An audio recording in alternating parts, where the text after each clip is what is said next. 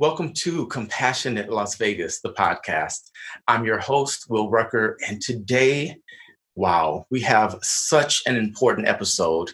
You are going to be inspired, you're going to feel hopeful, and you're going to see change and transformation through compassion. I'd like to welcome my three guests today: County Commissioner Justin Jones, Assemblyman William McCurdy, and City Councilman Brian Knudsen. Gentlemen, welcome. Thanks, Will. Thank you very much, Will.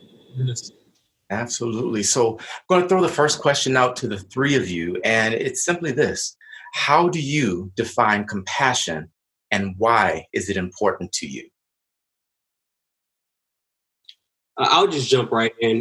To me, compassion is being able to see those who are suffering and have the not only empathy, but also have the understanding that there needs to be change within that area. Compassion is something that is needed right now in this country. It is needed in every level of government, whether we're talking about the judicial branch, the executive branch, or the legislative and policymaking branch. But compassion is something that I see being needed, as well as just really having an understanding of those who are suffering and those who are going through an unfortunate time. And I'll just echo Assemblyman McCurdy. I think that it's really looking beyond yourselves to the plight of others, but also taking action. I mean, there are many people who don't have the luxury of being able to really make change and help other people in the same way that we do. And that's why it's really incumbent upon us to take meaningful action to help the many in our community who are truly suffering. Yeah, and to add on to that, the compassion is an important word. I think passion is the part of the word that I really focus in on, because it's one thing to talk, it's another thing to complain about the world around us, but to have the passion, to have the fire in the belly, the mind and the heart to focus in on those things that can really make a difference for people in our community, in our state, and in our world. It's the passion that I think as elected officials we need to take up and be passionate about our compassion for people in our community.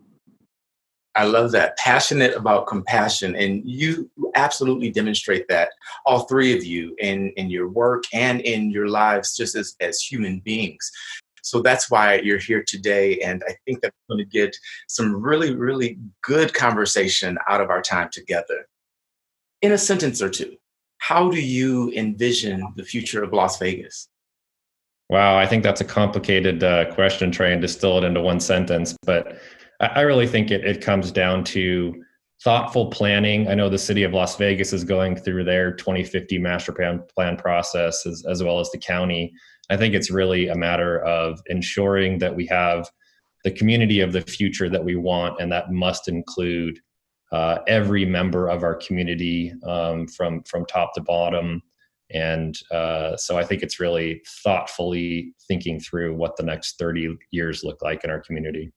So, Commissioner, if you had a magic wand and you could just remake Las Vegas into exactly what it should be in your view, what would that look like? Wow, it would definitely be more thoughtfully planned community in terms of where development occurs, and definitely public transit options, and making sure that everyone has the same access to the same opportunities and amenities, from education to social services. Councilman, what about you? So, Will, your first question, I think about Vegas in a number of ways. I can't do it in a sentence. But going back in my history, being a new resident to Las Vegas, because of work and leaders like Gar Jameson, I was able to focus in on feeding children. And in a matter of 6 months, we were able to create an entire program feeding about 60,000 children in after-school programs throughout the valley. And it was then that I learned what Las Vegas is all about. It's about having this passion, this compassion.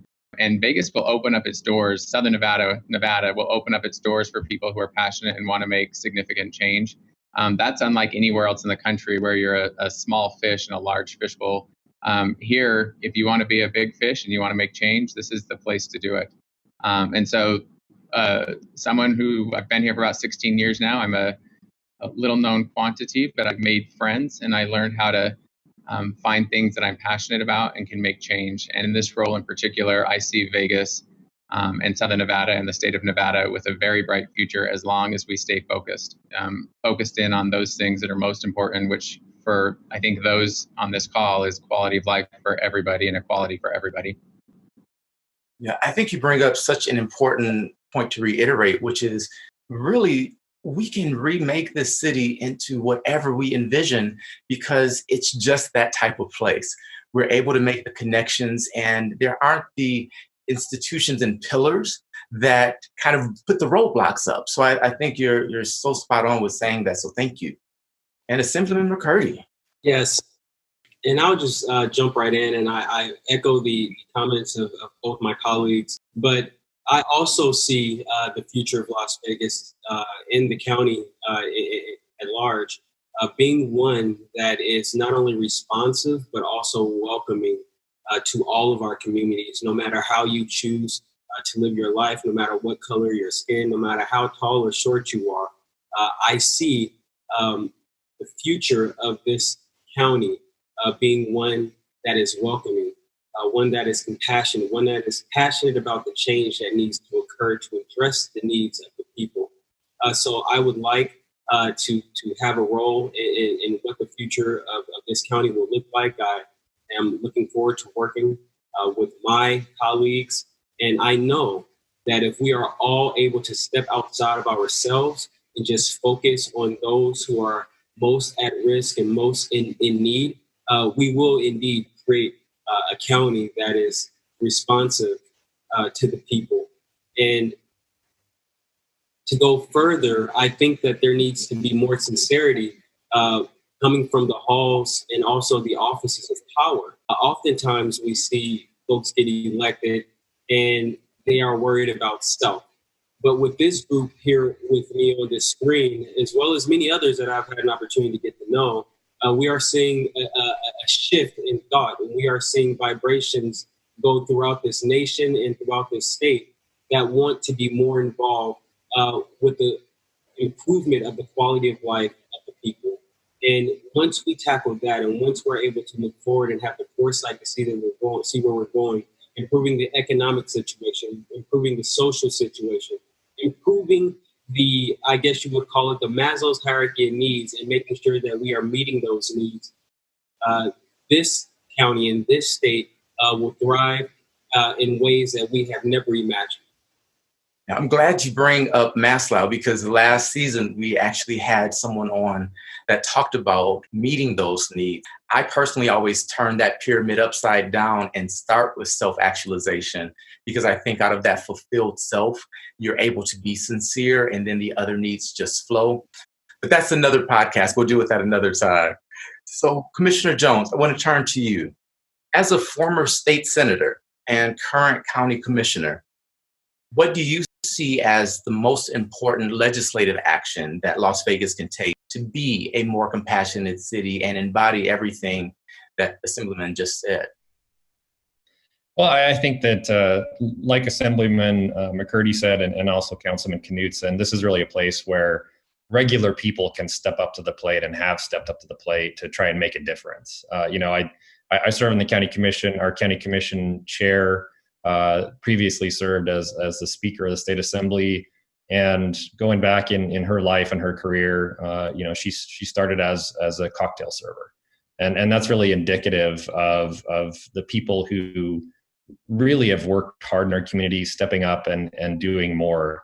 But getting back to your question with regards to the legislature, I think that there are really some fundamental structural hurdles in the state of Nevada. Certainly when it comes to taxation, when it comes to the number of people and the caliber of people that work in our state and local governments that have been pointed out by people smarter than me, like Nancy Brune from the Gwynn Center recently. I think that it is really critical in this 2021 legislative session that we take on head on those types of issues so that the next time we have an economic downturn like we did this year and like we did a decade ago, that we are better prepared from a healthcare perspective, from an economic perspective, to meet the challenges of the next decade. What do you see in place right now that we can use to create some of those changes? I would say what we have right now is the will of the people. I know every one of us politicians knocking on doors, when you ask people, it comes back to that hierarchy.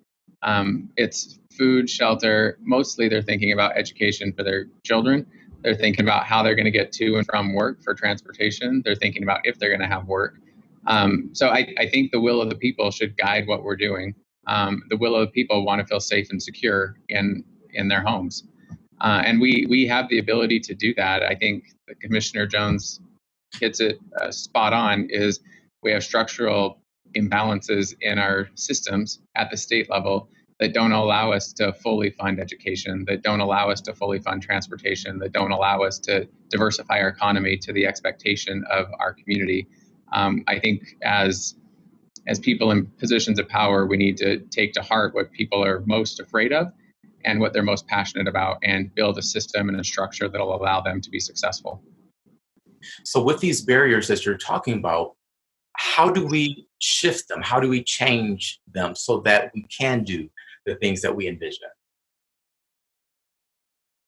In my perspective, it's conversations like this. It's conversations with people in positions of power to help them feel comfortable making very difficult choices. And it's oftentimes not a choice between bad and good or evil and right. It's a choice between a really hard decision and a really bad decision.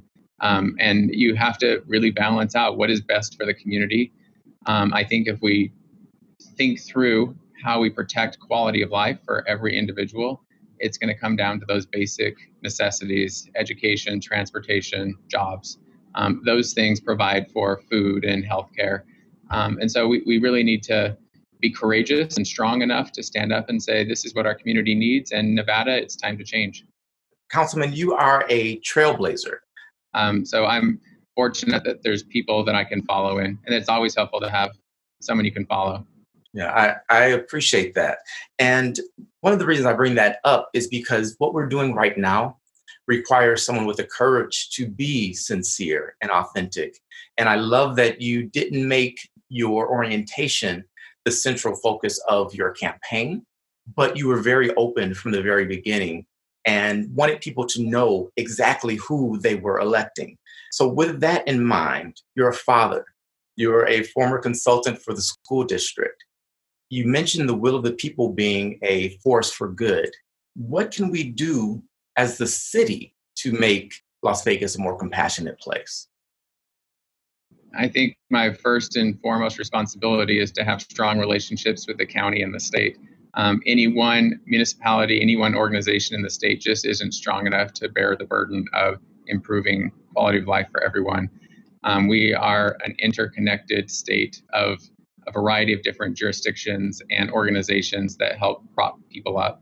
And so Nevada is still small enough that it's about relationships. We have to build trust. There can't be competition in a negative way amongst jurisdictions. There has to be a collaborative approach. There has to be a compassionate approach to building out systems, and then thinking about how we can leverage each other's strengths and build upon each other's weaknesses to make it a better overall comprehensive network of nets to protect people and to build people up. Absolutely hear that. And Will, if I may, I think the councilman is spot on. What we need to take us to the next level is, number one, compassion, number two, courage, and number three, collaboration. Without courage, we cannot move an agenda that is going to be beneficial to the people. Without compassion and passion, we will not have the ability to be steadfast in our belief that, yes, there is something wrong on this end, and yes, we have to have a plan to address it. So like the councilman also stated, that we have to have relationships at every level of government. So collaboration, it is not always easy, because you have folks who have different philosophies, different backgrounds, different biases, and different beliefs, which also urges us to take a step back and always keep the people's agenda in the forefront. And with us having the ability to gather the data, and the statistics that are going to be needed in order for us to move this agenda forward, I believe that will help us all get to a place where we can actually create the change that we want to see. Shared responsibility, 100%. And wisdom is a key piece of that. So I just want to give a shout out to the late Assemblyman Tyrone Thompson. You know, he moved in such a way and was such a great mentor to so many. So I would be remiss if I didn't bring him up during this conversation. Now, Assemblyman, you personally experienced the disparity in the school system, how education quality varies widely from one part of town to the next. You also overcame many great challenges that other people may have just been like, it's too much, I can't do. Becoming a father at a young age, completing high school in your 20s. You have really, truly taken the bull by the horns and made a change for yourself. You mentioned collaboration. I also have to mention you're the Democratic Party chair. So, I mean, you obviously have to know how to collaborate. What is it that is missing in our city right now that is perhaps creating some of these barriers between city, county, state? I believe that we are lacking political will. It's not that we have a lack of folks who are in positions to create the change, but what we are lacking, in my opinion, is political will.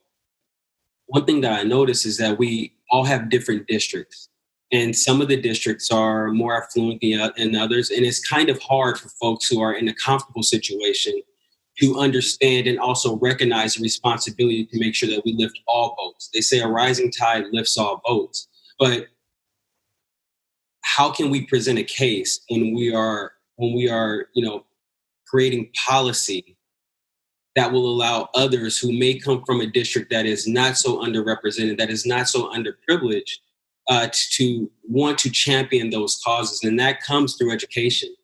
Your behavior is influenced by your ideas. Our ideas is influenced by your education. Your education is influenced by those in which you associate with.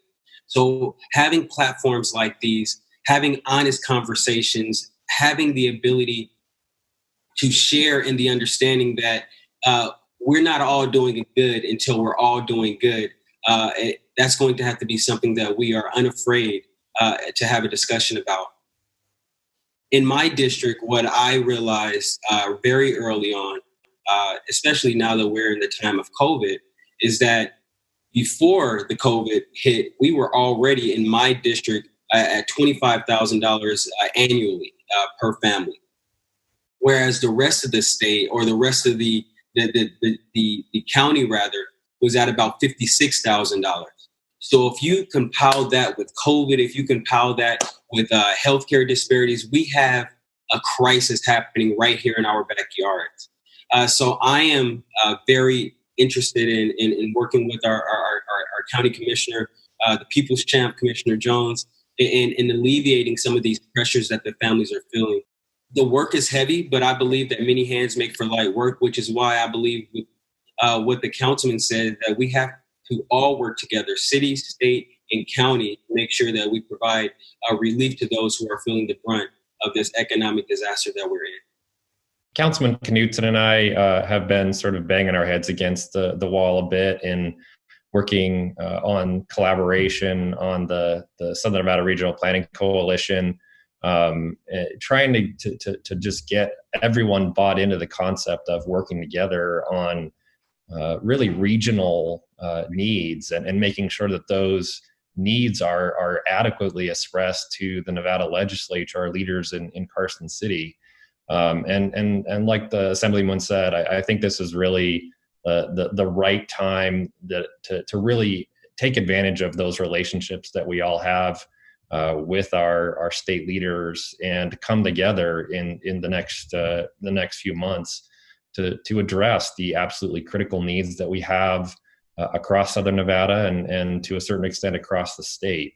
We need to champion the needs of the people in our respective districts, but understand also that Assemblyman McCurdy said, so some people in some areas are hurting in different ways than those in other areas, and we have to ensure that everyone's needs are adequately addressed, whether they're out in Mountain's Edge in my area, or whether they're on the historic West Side. And that is, or out in rural areas. Everyone is in a little bit different circumstances, and we need to make sure that we address all of those needs together.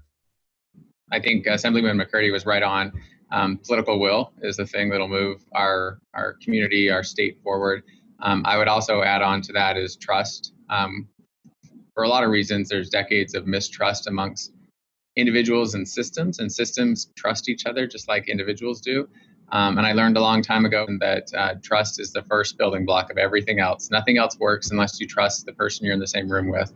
And so as I think about that, there's no better time to trust one another than when you're most vulnerable. You really have no choice. And that's how I look at us, at least in the near-term future with COVID and the pending economic crisis really bringing everybody to their knees. We've got to learn how to trust each other and be okay being vulnerable as individuals and as systems, as a government agency, saying we are vulnerable to what's going to happen next, and we require partnerships and collaborations to move us to the next level. And we have to be courageous enough, like the Assemblyman said, to stand up and say, this is what's right. I think you must be looking at my notes, because that is exactly where I want to head with this and talk about trusting. So we'll get there in just a bit. One of the issues we're facing with trust really is racism and systemic racism, white privilege. All of these are trigger words right now that some people are immediately going to say, that doesn't exist. And others are going to be like, yeah, we've got to deal with these issues. Now, Commissioner Jones, you were a guest on our panel for the Compassionate Las Vegas Town Hall series on policing and racism. You came back each week and participated. Why? Why? Because this is my community. Although I understand my own white privilege, having grown up in a two-parent, educated white family, I understand that there are many in the community who didn't have the same opportunities that I had, and I represent all of those people. And frankly, many of them are my friends and neighbors.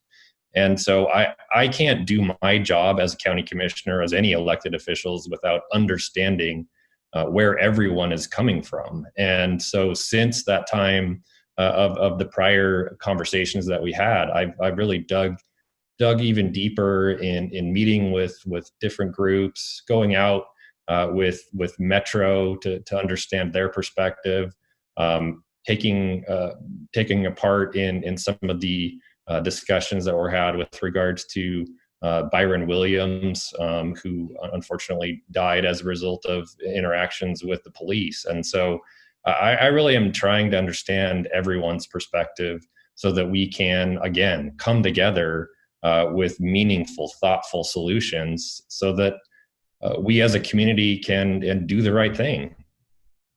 Where does change begin? Change begins with all of us. I mean, I think that you've heard it from my colleagues here. There are many who don't have the luxury because they're simply trying to put food in their mouths every day and food on the table for their families. But we do. We're in a position where we can actually make change. And, I didn't run for office so that I could sit back and enrich myself. I'm only here. I could do better staying as a lawyer, but this is my community, and I want to try and give back. And for the time that the people in my district have given me the opportunity, I'm going to use every minute to make that change and forge those relationships with people like those on this presentation today to better this community. So, Assemblyman McCurdy, what do people in your neighborhood, your district, need to hear to build trust, to build those relationships? I believe that the commissioner hit it right on. It starts change. Change starts with us. And it starts with the recognition of who we are, what we've benefited from, and how we can utilize our individual agency and how we can utilize our individual privilege to advance the causes of those who are underprivileged. My district has been historically looked over in terms of economic investment. So I can say the number one issue that is on the forefront of people's minds is economic opportunity. It's not that residents in Commission District D or in the historic West Side or in even East Las Vegas wants anything different. What we would like is the same opportunities that have been provided to those who are of a different background, who have been able to benefit from a slightly different, advantage, if you will. But one thing that I see more often now is that you have leaders like Commissioner Jones who are coming out of their comfort zone to understand what exactly is going on in the community. You cannot understand what is happening if you do not get outside of your comfort zone. We have to be willing to be vulnerable ourselves as policymakers to understand what is happening in our communities. And one thing that I've noticed as well is that change doesn't come from the county commission. Change comes to the county commission.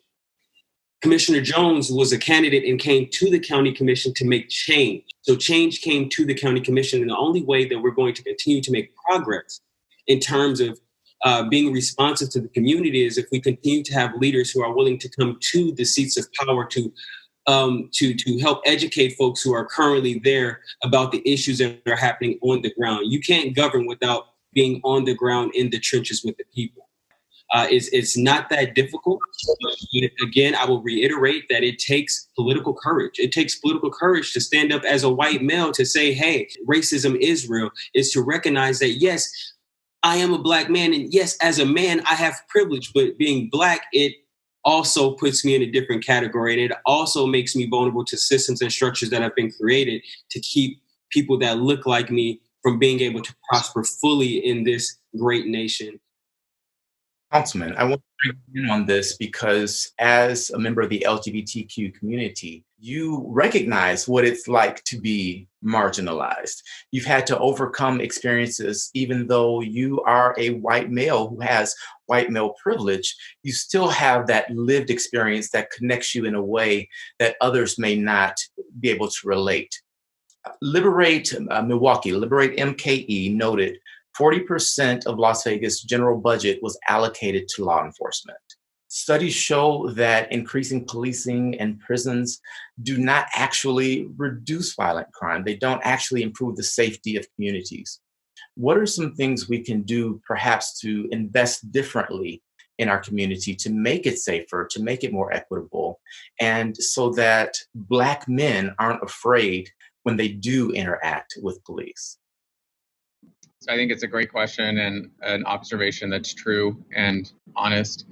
Some of the things I approach it from a systems perspective, and the question you had a few questions back was what are the first steps to making change? And the first step for me is listening. And so listening to all sides, for groups that came out and protested the city of Las Vegas for a variety of actions, listening to them, to the police officers, listening to them. And if you take time to sit and listen to both groups who are on very, very different sides right now, their answers are exactly the same when it comes to making change. Police officers want a more substantial mental health system. Police officers want a more substantial housing system. Police officers want a more substantial healthcare system. So systemically, we have very impactful racial issues we need to overcome. Community-wide, statewide, nationally, worldwide, we have racial issues we have to overcome because police officers are responding to calls. They're responding to people's requests for assistance. And that is an issue and a challenge because we have people who are putting people into categories and calling for help when they don't need to. And that's being institutionalized within individuals within a police system. They don't know always that that's what's happening. But from my perspective, when you listen to them, their responses are the same as every other individual is we need to build out more comprehensive systems to make sure that people are taken care of. And if people see someone on a cell phone driving, don't call 911. Don't call for help when you don't need help. We should reserve our calls for help from a police department for violent crimes, and that's it. So systemic racism is real, it's sad, and it exists in our housing, in our education, in our public health, and in every other system, and in the minds and hearts, unfortunately, of too many people in our country.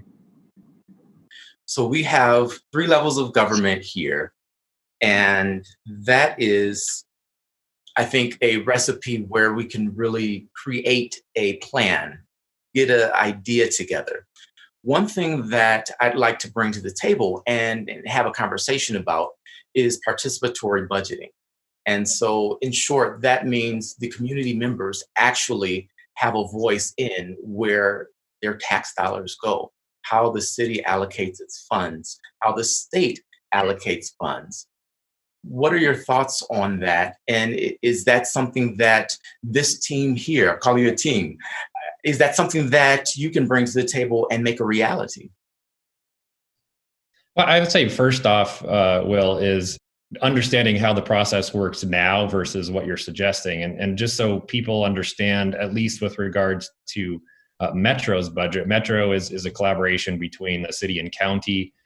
And they are, in terms of their fiscal affairs, there are two representatives from the county commission and two representatives from the city of Las Vegas council that are the members, four of the five members of the fiscal affairs committee that makes the recommendations with regards to Metro's budget. And I think one of the things that's important is to make sure, at least initially, to have the right people making those decisions on fiscal affairs. That's the first place for change. And then from there, make sure that there is more participation from the community that guides the fiscal affairs committee in their decisions as they go forward into a 2021 budget cycle. We certainly have folks who have come down to the county commission during our last budget cycle in 2020 to express their views. But I don't think that there has been enough participation on the front end before that budget gets recommended. The staff and on Metro side, Metro make those recommendations as to how that money is going to be used. And I think that we need to do a better job on the front end of getting people involved before the staff recommendations to make sure that the community's priorities are articulated in the budget process. So, Commissioner, who are the right people? Well, I mean, some of them are on this call right now, but I definitely think that the city council, the county commission need to make sure that the views of the two bodies are represented on the fiscal affairs committee. And those appointments will happen in January. Two of the members of the fiscal affairs committee right now are either termed out or unlikely to return. And so there's some real opportunity in the future to make some pretty substantial change in who the people making the decisions will be. In other places, they use something called a citizens assembly.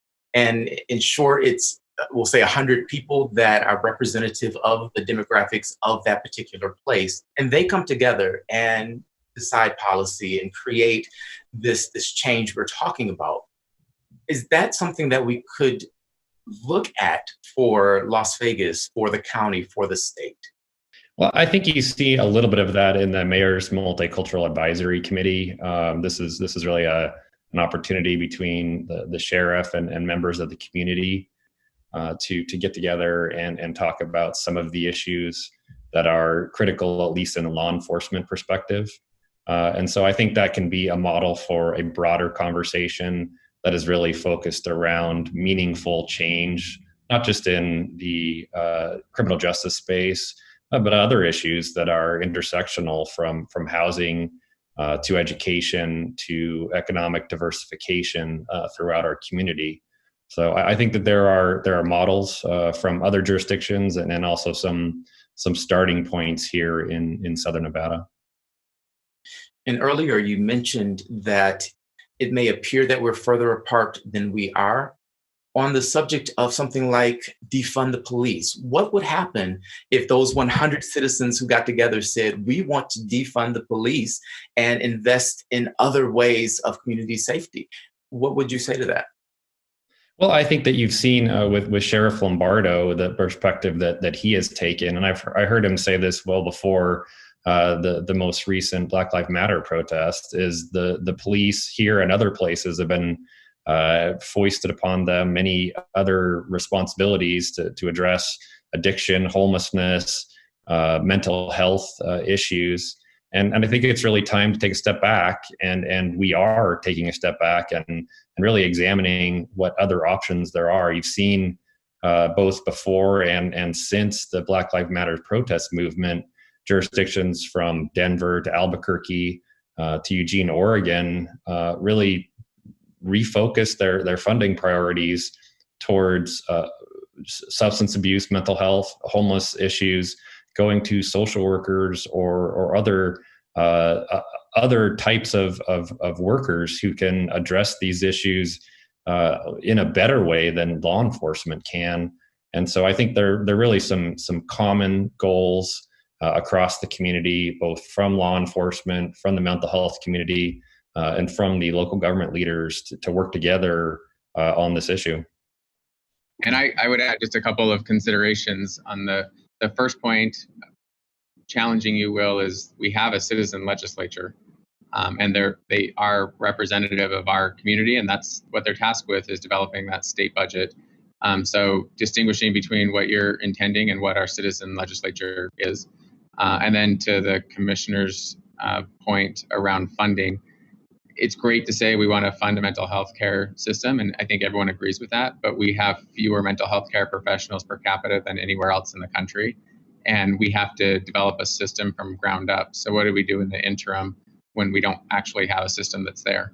So 911, those cops are first responders. They're the only ones to go. There's nobody else.